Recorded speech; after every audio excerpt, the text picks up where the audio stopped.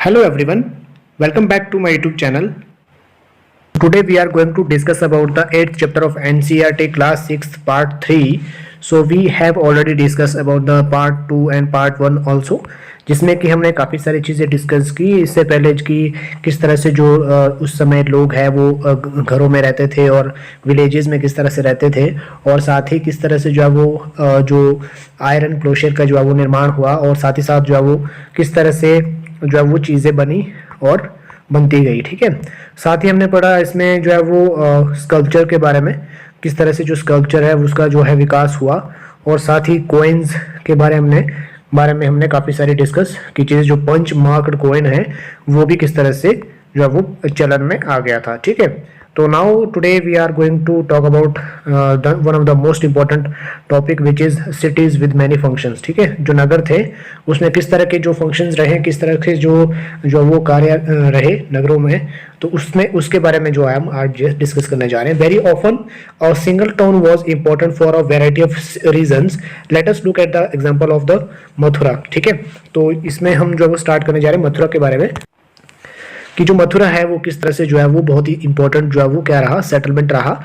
2500 साल पहले किस तरह से उसका विकास हुआ, और जो भी रूट्स है, ठीक है, 2 रास्ते बनाए गए थे उसके लिए, जो कि फर्स्ट जो था वो था आपका from the north west to the east and from the north to south. ठीक है, पहले था नॉर्थ वेस्ट से ईस्ट की ओर, फिर था नॉर्थ से साउथ की ओर। तो ये 2 मेजर जो हुआ क्या थे, रूट थे। ठीक है, ट्रैवल एंड ट्रेड के लिए। ठीक है, there were no fortification around the city and several shrines. तो उसमें जो है जो भी नगर था उसके चारों ओर जो किलाबंदी की गई थी, और साथ ही उसमें जो वो और अंदर क्या थे, मंदिर भी थे उसमें। ठीक है, farmers and herders from adjoining areas provided food for the people in the city. अब जो वहाँ के जो फार्मर थे, जो भी हर्डर थे, जो पशुपालक या फिर जो किसान थे, वो क्या करते थे, जो भी शहरों में लोग रहते थे उनके लिए क्या करते थे, भोजन का प्रबंध करते थे, भोजन देते थे उनको। ठीक है, तो ये काफ़ी ज़्यादा जो है वो अच्छा कार्य किया जाता था उस समय। Mathura was also centre where the some extremely fine sculpture was produced. अब मथुरा जो है वो बहुत ही ज़्यादा इंपॉर्टेंट सोर्स तो रहा ही, साथ इसमें जो है मूर्ति कला के लिए भी बहुत ज़्यादा फेमस रहा। तो क्वेश्चन आ सकता है कि मथुरा में जो वो स्कल्पचर जो सबसे पहले जो वो कहाँ था, किस सबसे ज़्यादा कहाँ पे प्रोड्यूस किया जाता था। Around 2000 years ago Mathura became the second capital of Kushana. ठीक है, तो 2000 साल पहले क्या हुआ, जो मथुरा है वो सेकंड कैपिटल बनी किसकी, कुषाण वंश की। कुषाण के बारे में जो है वो डिटेल से पढ़ेंगे कभी नेक्स्ट चैप्टर में। ठीक है, about home you will be read in next chapter 9। ठीक है, तो नेक्स्ट चैप्टर में इसके बारे में पढ़ेंगे। Mathura was also a religious centre. So जैसे कि यहाँ पे बताया जा रहा है कि जो मथुरा है वो धार्मिक जो क्या था, केंद्र था। ठीक है, देयर वॉज बुद्धिस्ट मोनेस्ट्रीज, जैना shrines, and it was an important centre for the worship of Krishna. Right, तो यहाँ पे ये कह रहा है कि जो मथुरा था वो बुद्ध की पूजा के लिए तो था ही सबसे ज़्यादा इम्पोर्टेंट, साथ ही साथ वहाँ पे मोनेस्ट्रीज थी, और साथ ही जो जैन मंदिर थे वो भी वहाँ पे बनाए गए थे। साथ ही जो है हिंदुज़म जो वर्शिप था वो लॉर्ड कृष्णा को वहाँ पे काफ़ी ज़्यादा जो वो पूजा उसमें की जाती थी। ठीक है, several inscriptions as on surfaces as stone slabs and statues have been found in Mathura. Another very important topic. ठीक है, तो जो इंस्क्रिप्शंस हैं, ठीक है, हमने इससे पहले काफ़ी ज़्यादा पढ़ा इंस्क्रिप्शंस के बारे में कि जो इंस्क्रिप्शंस है वो क्या होती है। ठीक है, जो हार्ड सरफेसेस पे क्या वो लिखी जाती है। ठीक है, और स्टोन है स्लैब्स, जो स्लैब्स थे, जो स्लैब्स होते हैं, स्लैब्स का मतलब यहाँ पे है जो पत्थरों की पट्टियाँ होती थी, और साथ ही जो स्टैचूज थे वो जो है वो एविडेंसेस के रूप में कहाँ पे मिले हैं, मथुरा में पाए गए हैं। Generally these are short inscriptions recording gifts made by man and sometimes women to monasteries and shrines. ठीक है, तो सामान्य रूप से क्या किया जाता था, जो भी इंस्क्रिप्शंस होती थी, शॉर्ट इंस्क्रिप्शंस होती थी, उनको जो है वो एज अ गिफ्ट दिया जाता था, कहाँ के लिए, मठों के लिए या फिर मंदिरों के लिए। ठीक है, these were made by kings and queens. ठीक है, मोस्टली क्या करते थे, जो kings, queens, officers, merchants and जो क्राफ्ट पर्सन होते थे वो क्या करते थे, गिफ्ट्स देते थे, उपहार देते थे। तो उनके लिए जो है वो क्या करते थे, निर्माण करते थे उन शॉर्ट इंस्क्रिप्शंस का, या फिर शॉर्ट जो भी मूर्तियां होती है उसको बनाया जाता था। Right, For instance, inscriptions from Mathura mention goldsmiths, blacksmiths, weaver, basket marker, garland maker, perfumers. तो यहाँ पे साथ ही जो मथुरा में काफ़ी सारे जो गोल्डस्मिथ्स हैं, ब्लैकस्मिथ्स हैं, वेवर्स हैं, बास्केट मार्कर्स हैं और साथ ही जो इत्र बनाने वाले होते हैं, ठीक है, ये इन सब की भी वहाँ से क्या मिली है, एविडेंसेस मिले हैं, right. Now we are moving on the next topic, which is craft and craft persons, right?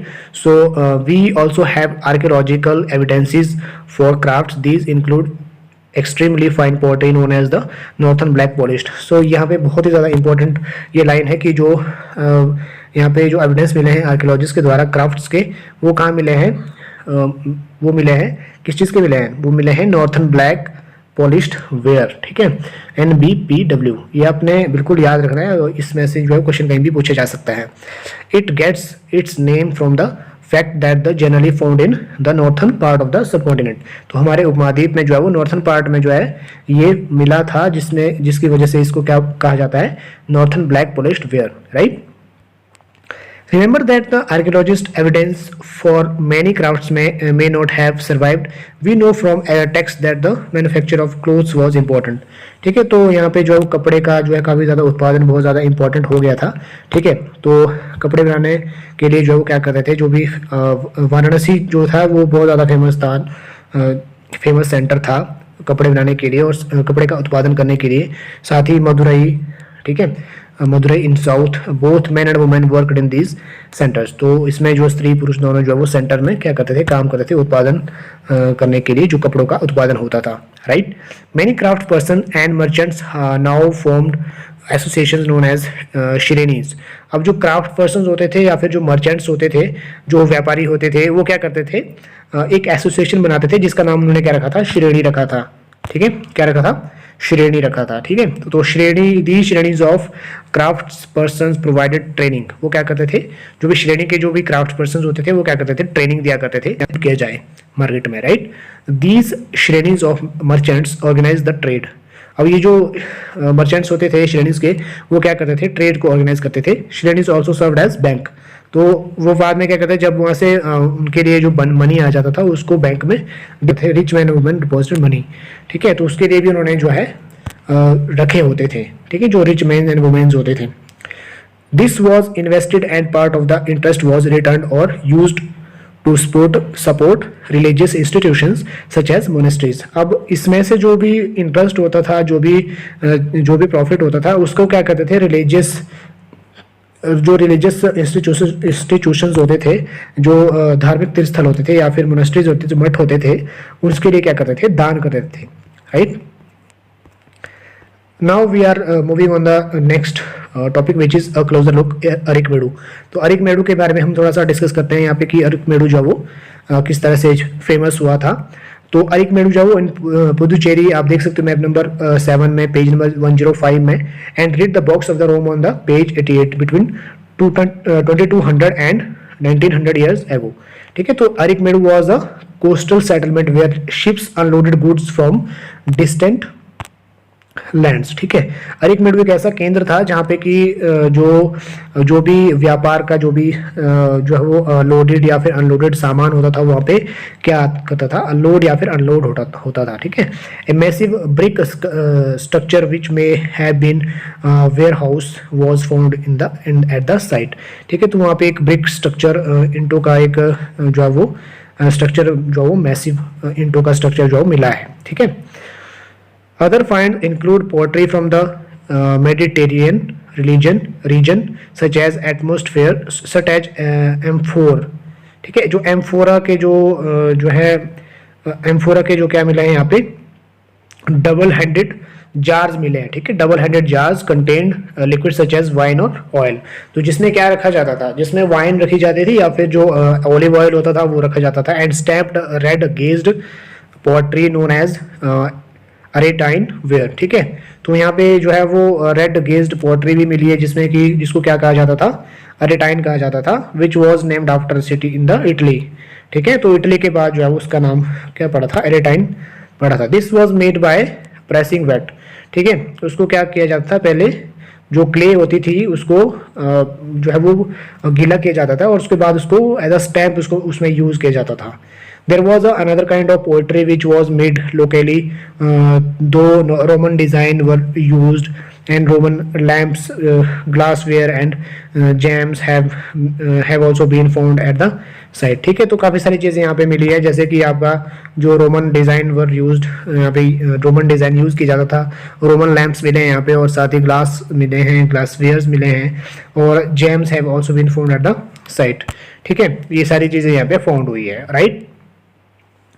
Small tanks have been found that were probably dyeing vats used to dye cloth. There is plenty of evidences from the for the making of beds from semi-precious stone and glass. तो ये आप देख सकते हो जो inscriptions है वो इस तरह की होती है जिसमें कि जो hard surfaces होते हैं, हार्ड सरफेसेस में जो लिखा जाता है तो ये इंस्क्रिप्शंस कहलाती हैं. तो आप देख सकते हो Tamil Brahmi inscription, several pieces of poetry have inscriptions in the bhramari. ठीक है, तो ये ब्राह्मरी लिपि में जो इंस्क्रिप्शंस हैं वो क्या की जाती थी, लिखी जाती थी. राइट, ये देख सकते हो आप. राइट, और इसके अलावा यहाँ पे है एल्सवेयर में, जिसमें कि हमने पढ़ना है अभी रोम के बारे. तो find Rome on map 6. This is one of the oldest cities in the Europe. तो ये सबसे ज़्यादा ओल्डेस्ट सिटी थी यूरोप की. ठीक है, क्या थी, रोम. ठीक है, यूरोप की. And developed around the same time as the cities in the Ganga valley.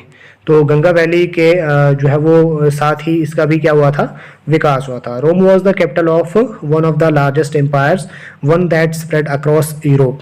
ठीक है, तो रोम जो है किसका कैपिटल था, बहुत बड़े साम्राज्य का, जो कि जिसने कि पूरे यूरोप में अपना साम्राज्य फैला दिया था. किसने, रोम ने. North Africa and West Asia, Augustus, one of the most important emperor who ruled about 2000 years ago.